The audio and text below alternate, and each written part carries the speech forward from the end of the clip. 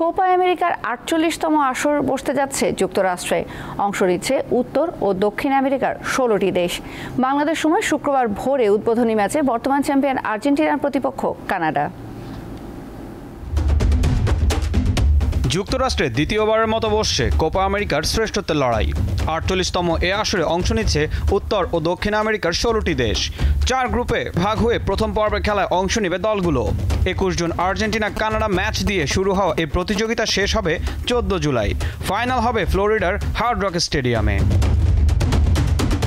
এবারের আসর দিয়ে কোপায় নিজের ক্যারিয়ারের ইতি টানতে চলেছেন আর্জেন্টাইন ফুটবল জাদুকর লিওনেল মেসি। তার বন্ধু ডি মারিয়ারও শেষ কোপা আমেরিকা এটি। কাতার বিশ্বকাপ জয়ের পর কোপা আমেরিকার বাছাই পর্বে আর্জেন্টিনা ছিল অপ্রতিরোধ্য। একমাত্র হার উরুগুয়ের কাছে। প্রস্তুতি ম্যাচগুলোতেও এসেছে জয়। বিপরীতে প্রতিপক্ষ কানাডা কোপায় এবারে প্রথম মুখোমুখি হবে আলবিসেলেস্তাদের। এই গ্রুপের অপর দুই দল পেরু ও চিলি। বি গ্রুপে লড়বে মেক্সিকো, ইকুয়েডর, ভেনেজুয়েলা ও জ্যামাইকা। সি গ্রুপে খেলছে যুক্তরাষ্ট্র, উরুগুয়ে, পানামা ও বলিভিয়া। আর ডি গ্রুপে আছে শক্তিশালী ব্রাজিল, কলম্বিয়া, প্যারাগুয়ে ও কোস্টারিকা।